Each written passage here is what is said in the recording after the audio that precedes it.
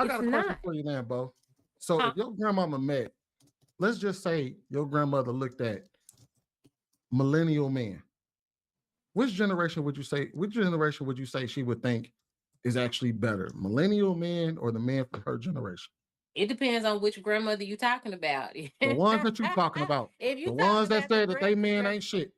if you're talking about the grandmother from Mississippi, she would say, not these men nowadays. If you were talking about the grandmother on my mother's side with a little bit of sense, she would absolutely love the new men of today.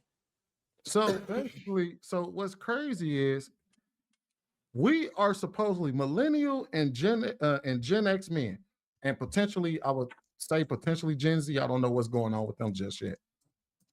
Are supposedly better men than our grandfather, and yet we don't get women as much as they do. Because we have the freedom to choose whether or not we want you. We So get to so y'all want got you. a better man than your grandmother has, and y'all are still saying, "Nah, we good." But see, better is not good. It's just better. But You what? the bar was in hell when No, you it talking wasn't. about The our bar was I not think in grandmother. a hell lot of back then. people are Come forgetting on that now. the concept of dating means I agree to deal with you. And if most people think I agree to deal with you equates to I'm willing to remove myself from my own solitude to deal with you. Are you more peaceful than my own solitude? Thank you. But y'all Right. don't. I mean, it's funny how they switch up. The double standards are crazy. When men ask for peace, they're like, "Oh no, you should be peaceful like that already. You don't. No woman should bring you peace. You should have peace." But then when it comes to them, they can ask for peace when it comes to dating. The fact of the matter is, our grandfathers, didn't have to pay all the bills. Our grandfathers didn't have to take women on $200 dinner dates or $500 dinner steaks. The fact is, our grandfathers were not asked how much money they made to qualify for a wife. The fact is, our grandfathers didn't have to watch women twerking and then the same women asking them to marry them. Even So like y'all this solitude. I this love still it. this They goes right back complaining to the about same thing, solitude. right? Because if you're talking about the bell curve, right, no matter what you may think of the men, there's always the median, and we're talking about the bell curve. The average man is not good enough for you. So that would mean that you want a man who is exceptional. So then you have to ask yourself the question, what is it about you that is exceptional to match with this exceptional man compared to your peers? Good question. They always have a list of what they expect of a man to do. They have a list of what they think a good man is, including the money, right? Let's be honest. To them, a good man is one who has money. I've said that like 1,000 times. But they never have a list of what an exceptional woman is. Let's see if they have an answer.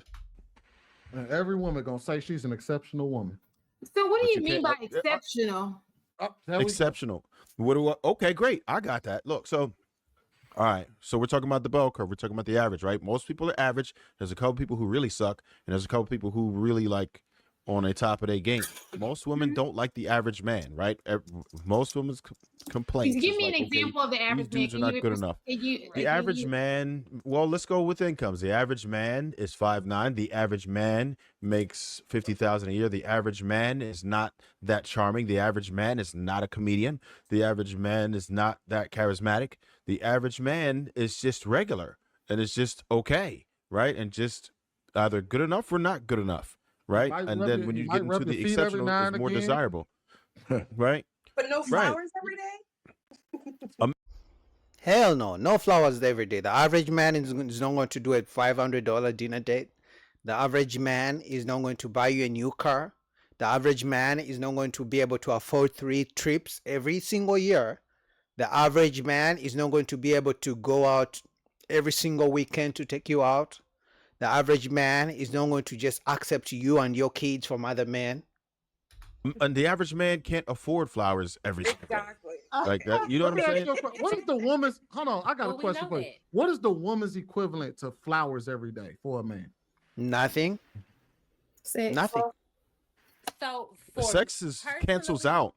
I don't It's think neutral. it's sex. I think No, you're no, no, no. What is the woman's? What Flowers is the every woman's day for equivalent me, to huh? flowers? Depends on the guy. Yeah, No, no, I I don't want to so hear Well, that. I think it's the same for concept. me I across think the it's board, it's a conversation. I want you to have a conversation with me. I like conversations. I like intimacy. I like pillow I talk. think That's the equivalent for me to flowers every day. the equivalent. Yeah, but men don't want pillow talk. The equivalent of flowers every day for a man should be what a man wants. The pillow talk and intimacy and all those intimacy, sure, and it's gotta be sex, because for men it's sex. Intimacy for you it may be cuddling and holding hands and all that shit. Most guys don't want that, but the pillow talk and things like that, most men don't want that.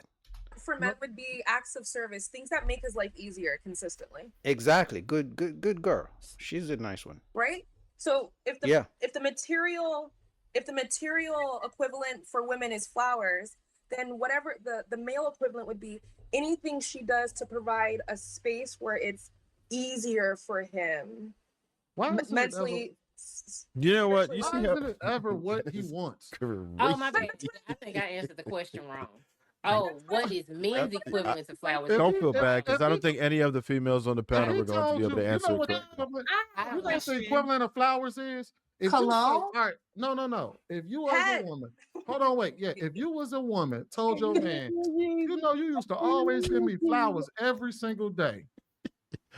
Don't you? I'm sure every last one of y'all have heard your man say, "Man, you remember that thing you used to do that I don't never do? Like, why did you stop doing that?" And then you give him a whole bunch of reasons why you quit doing it, or why you ain't in the mood, or why you don't feel like it. That's how we feel when it comes to flowers. God damn it, shit. I know I used to do it, but I don't feel like it no more. Yeah, but the difference is for a man giving flowers to a woman every single day, she's gonna get tired of it. Because we know women get bored easily. Let's say you bring the same rose every single day. She's gonna get bored. She's gonna become boring. Especially when she meets a guy who doesn't bring the flowers. Now that's the guy she wants. Because it's like, she's used to you. She knows what time you're gonna bring the flowers. It's not gonna mean anything to her. You know? I got tired. I just don't feel like going to the store. I got to get home, got to get work. We got these kids in the house. I got to hurry up and get home because you told me you need me to fix the goddamn garbage disposal. So I'm sorry that I wasn't able to stop by the store and get you some goddamn flowers. So now I'm here. Just like y'all tell men when he say, man, you know that thing you used to do this all the time. Man, you like, and you be like, we got kids. The kids was bothering me all day. I had to put the baby in the bath, and then I had to cook dinner, so I don't feel like doing it. God damn it, sometimes we don't feel like doing it. So you speaking from a And that's personal the divorce experience, Jenny? and the divorce rate and the divorce rate mirrors that, because at the end of the day, all of the, like, despite all of the obligations and responsibilities and duties that are put on your plate, we still have to connect and have intimacy. No, And that's the- exactly why the- the The divorce divorce rate is that way is because there's a lack of understanding. We have to understand y'all while y'all are telling us that you're not willing to understand us. Because because men would tell you, all that shit, you would tell us, I'm tired, I don't feel like, and he'd be like, all right, babe. And then he'll come and ask you next week. And then eventually he'll just be like, I guess it is what it is at this point. Y'all would sit there and tell him, you ain't brought me flowers, and I ain't been getting no flowers. I'm tired of this. I'm you know what? I'm just gonna go ahead and leave. We've been conditioned. The modern man.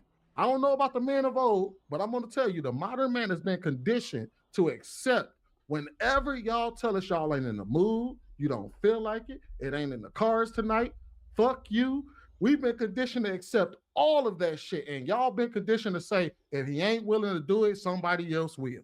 Facts. You know, they always say they got options, which they do, married or not. You can find that there's 1, 2, 3, 4, 5 women on this panel. I think this lady is the only married one. I think this one is divorced. This may be single or in relationships.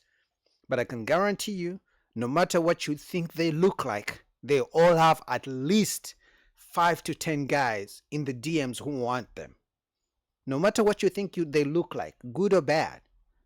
So at any one point, they always say if one guy won't do this, another guy will do it, because they always have those guys, whether they want them or not. So they don't care if they make a man, the husband, be in a sexless relationship or marriage. they always say the next guy will do it.